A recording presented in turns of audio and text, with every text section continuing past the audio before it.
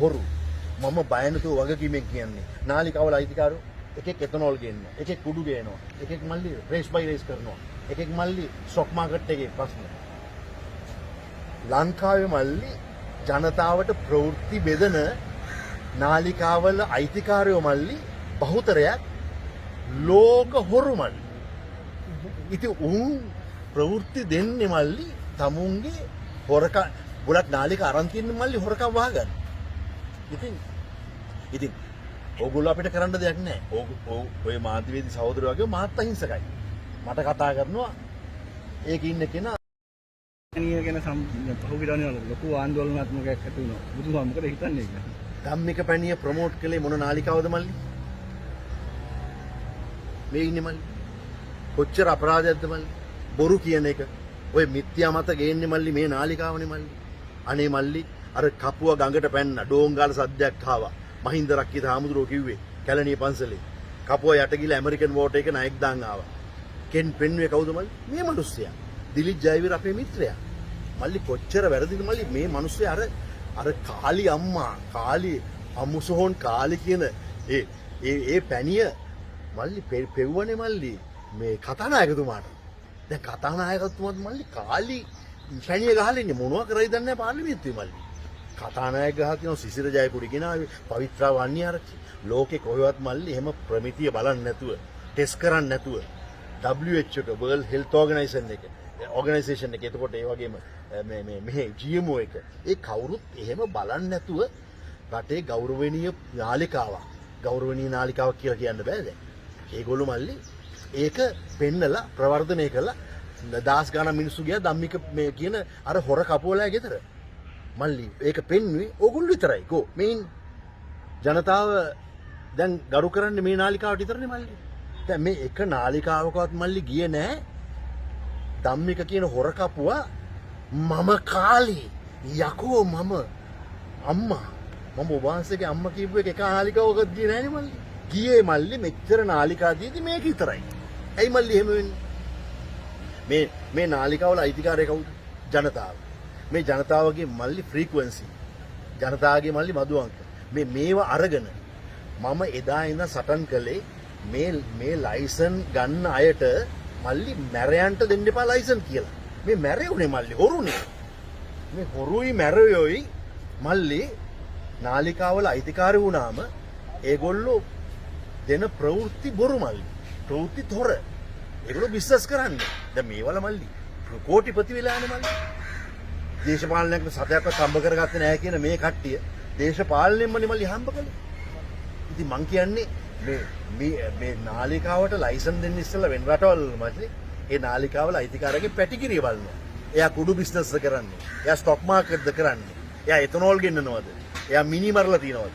එහෙම තියෙන ඇයට ලෝකේ දියුණු රටවල නාලිකාවල ලයිසන් එක දෙන්නේ නැහැ. අද මල්ලි අපිට නිවුස් කියන්නේ මල්ලි. නිවුස් කියන්නේ කවුද? කුඩ්ඩෝ. මල්ලි කුඩ්ඩෝ නිවුස් කියන්නේ. ඉස්සරහට වෙලේ සුදා මල්ලි නාලිකාවක් දැම්මොත්.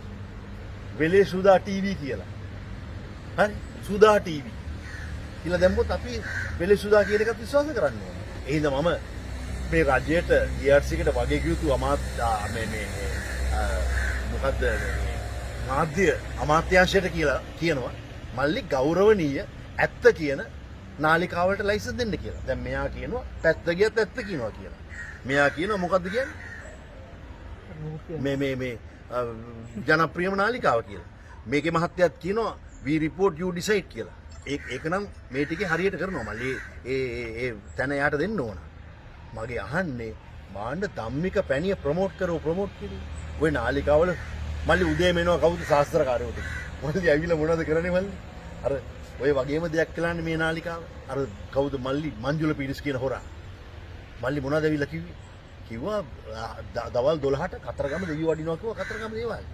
අනේ මල්ලි මිනිස්සු ලක්ෂ ගණන් ගියා මල්ලි. දහස් ගණන් නෙමෙයි ලක්ෂ ගණන් මල්ලි. ඊළ බලන් හිටියා. 12 ඉඳන් බලන් හිටියා කතරගම දෙවියෝ වෙනවා කියලා. අන්තිමට මූ කිව්වා මල්ලි එහෙම කතරගම දෙවියෝ හලෝ මංජුල මං ආවා කියලා කියන්නේ නැහැ කියලා. මෙවැනි අපරාධ වලට අදත් මල්ලි නැහනේ දනුවම. ඒකනේ වෙලා තියෙන්නේ. දැන් පහුගිය ටිකේ සාස්ත්‍ර කට්ටිය ඇවිල්ලා මොනවද කිව්වේ? වාලම්පූරි එක්ක ආවා. චෙන්චුයි කියලා ආවා මල්ලි. ඊට පස්සේ ආවා මල්ලි කවුද? තව මල්ලි මේ තව එකෙක් ආව කවුද ආවේ? මේ කවුද? ගාල්ලේ රොයල් රාජකීය වෛද්‍යවරයා මේ ජ්‍යොතිර්වේදියා කියලා ආවා. ඉතින් මේ කට්ටිය ඇවිල්ලා උදේ ඉඳන් මල්ලි බොරුව වපුරනවා.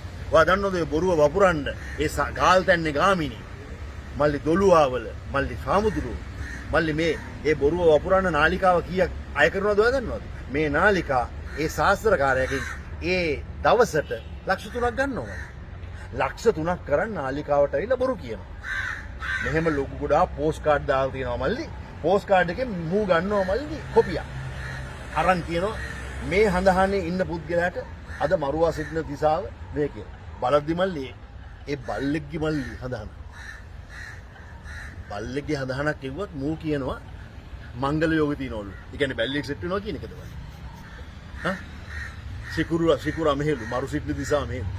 මං මේ නාලිකාවලින් වැඳලා ඉල්ලනවා මේ බොරුව කරන්න එපා. මේව සහගාන අපරාධ. මේවා දිට්ඨ ධම්ම වේදිනී කර්මයේ පටිසන්ධිනවා වගේ මේ මුසාවාදා වේරමණී කියන මේ සිල්පදයේ කියනවා වගේ මේවා කරන්න එපා. නාලිකා තියෙන්නේ මිනිස්සුන්ට මල්ලි සත්‍ය එලිදරව් කරන්න. පැත්ත ගියත් ඇත්ත කියනවා මේ 100%ක් ඇත්ත කියනවා කියන ජනප්‍රියම නාලිකාව කියලා බොරු වපුරලා මේ කොරෝනා එක ගරාණ එකක් කරගෙන. අද මල්ලි මේ ධම්මික පැණියේ මොන තරම් මල්ලි ඉස්සරහට මේ සාදික්කව බීලා මීපෙට රත් කරලා බීලා මිනිසුන්ට ඉස්සරහට මොනවා වෙයිද දන්නේ නැහැ. ඔබතුමා කියනද දැන් ඔය කියන හැම කාරණාවකම ඔබතුමාට තමයි channel ටික ඔක්කොම දෙන්න වෙන්නේ. ඔබතුමා සුද්ධයි එහෙමද? අනේ නෑ මල්ලි මම එහෙම කියන්නේ නෑ. මේවා කියන්නනේ මාව තුන් පාරක් පාර්ලිමේන්තුවට පත් කරුවේ. කියන්නේ කිකුත් ඉන්න එපා මල්ලි. දැන් අපේ මේ නාලිකාවල තත්ත්වය මොකද්ද? පහුගිය ටිකේ හර්ෂද සිල්වාව මල්ලි ඉරු එකේ මල්ලි ප්‍රෝග්‍රෑම් එකට. මොකද්ද උඹලා ප්‍රෝග්‍රෑම් එක මල්ලි? බලය හරි විමසුමාර. බලයකට දෙහිවල හරි නම් එනවා කඩාගෙන හර්ෂද සිල්වා මාත්‍යාරයතුමා. එකපාර කෝල් එකක් ආවා සුදේව මල්ලිගෙන්. යා සුදේව නිටි සුදේව කිව්වා සුදේව මට වතුර එකක් දෙන්න කිව්වේ. එයා කිව්වා හර්ෂ මහත්තයෝ අද ඔයා එන්න එපා හැරිලා යන්න කියලා. මොකද්ද කියලා හේතුව? මල්ලි මොකක්ද හේතුව? දෙහිවල මීටින් එකේ හිරුනිකාය එක්ක වාඩි වෙලා ෆොටෝ එකක් දැක්කයි කියලා. මල්ලි ද හිරුනිකාය එක්ක ෆොටෝ එකක් ගත්තොත් මේ නාලිකාවේ එන්න දෙන්නේ නැහැ. ඉතින් එහෙම බෑනේ මල්ලි මේ හැමෝටම අවස්ථාවක් දෙන්න එපා. නාලිකාවල මල්ලි තියෙන්නේ ඒකේ අයිතිකාරයාගේ අභිමතය පරිදි තමයි එන්නේ. එයාට ගහන්න ඉතුරුත් රංජන් රාමනායකට හඬපට ටික සේරම ගත්තා කෙලගෙන ගියා. ෆ්‍රන්ට් සයිඩ්ද බෑක් සයිඩ්ද යා ඕඩ එකක් දානවා මල්ලි. ඒකට උත්තර දෙන්න මට නාලිකාවක් නැහැ. මට තියෙන මගේ අහිංසක රංජන් රාමනායකගේ YouTube channel එකයි. මගේ ලක්ෂ 8,31,000ක් තියෙන මගේ page එකයි විතරයි තියෙන්නේ. ඉතින් ඒකෙන් තමයි මම මගේ මතය කියන්නේ. ඉතින් ඕගොල්ලෝ මගේ මතය අහන් හිටියට බොහොම ස්තුතියි. මම කියන්නේ උඹලාගේ මල්ලි කිසිම වරදක් නෙමෙයි. මේ මල්ලි අද මෙතන, හෙට මෙතන, අනිද්දා මෙතන. අද සුදේව මල්ලි රංගන ගිය මාස කීපයකට ඉස්සෙල්ලා මල්ලි මේ හිරු හිටිස්ලා හිටියා සිරස. ඉතින් මාරු වෙනවා ඕගොල්ලන්ට. ඕගොල්ලෝ කරන්නේ ඩියුටියක්. ඕගොල්ලන්ට පඩි වැඩි වෙනකොට ඕගොල්ලෝ නාලිකාව මාරු කරගන්නවා. නමුත් නාලිකාවල තමයි ප්‍රශ්නේ තියෙන්නේ. ඇත්තටම නාලිකාවල තමයි නාලිකාවල අයිතිකාරයන්.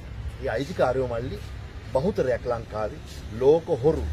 මම බය නැතුව වගකීමෙන් කියන්නේ. නාලිකාවල අයිතිකාරයෝ එකෙක් එතනෝල් ගේනවා. එකෙක් කුඩු ගේනවා. එකෙක් මල්ලි රේස් බයි රේස් කරනවා. එකෙක් මල්ලි ස්ටොක් මාකට් එකේ ප්‍රශ්න.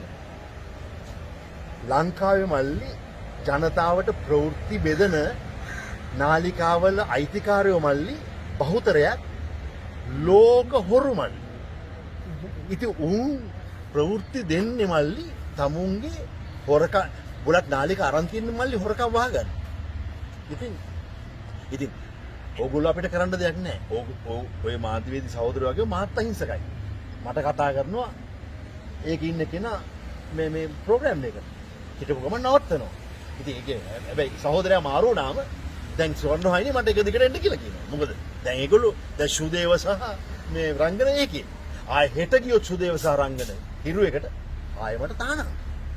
ඉතින් ඒ හින්දා නාලිකාවලට බෑමල්ලි මේ රෙස්ට්‍රික්ෂන් දාන්න ජනතාව. ඒ හින්දා මම කියන්නේ හැමෝටම එක විදිහට සලකන්න සහ මම මේ නාලිකාවලින් බැදලා කියනවා. මේ කීයක් තියෙනවද මෙතන? අනිත් ඒවා 3යි. මේ බොරු කියන්න එපා. දැනට මල්ලි සහතික දෙන්න පුළුවන් මේ මිනිස්සයා. එච්චරයි.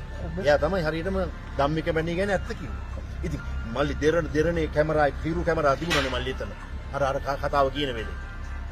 මම කාලියකෝ. මම ඔබ වහන්සේගේ අම්මා කියන්නේ ඇයි මේ දෙක යන්නේ නැත්තේ? මම මේ අවස්ථාවේ මගේ ගෞරවනීය ප්‍රණාමය කවුද ගෞතම ස්වාමීන් වහන්සේගේ නම මේ ජයශ්‍රී මහ බෝධි නායක හමුදුරුවෝ. උන්වහන්සේ තමයි මල්ලි මේ ධම්මික පැණිය කියන හොර කපුවගෙන් ලංකාවේ ජනතාව බේරගත්තේ. දැන් කවුරුත් බොන්නේ නැහැ මල්ලි ධම්මික පැණිය. ඒක ලොකු දෙයක්. උන්වහන්සේට ස්තුතියි.